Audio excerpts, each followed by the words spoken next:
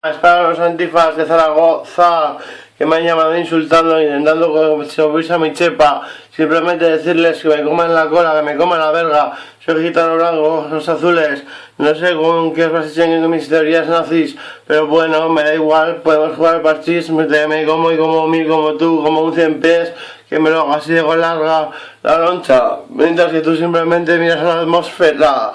Así será, ¿qué pasará? Que no podrás comer más aerostáticas, clásicas modélicas fantásticas, antifaz de Zaragoza, en concreto, no sé quiénes son, en concreto, unos en concreto, porque casi todos los antifaz de Zaragoza me respetan, pero estos no, estos son unos hijos de puta bastardos que necesitan navajazos de mis gitanos.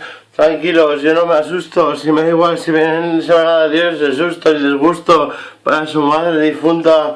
¿Qué pasa? Que en absoluto me acojono.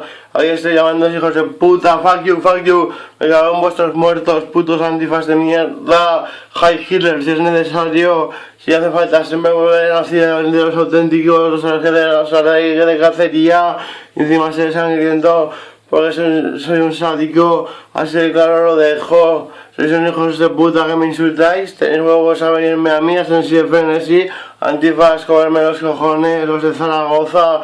En Zaragoza se sabe mi historia, cabrones. Yo con la faja americana y nada de anarquismo, coño. Era el puto antifa jefe de Zaragoza.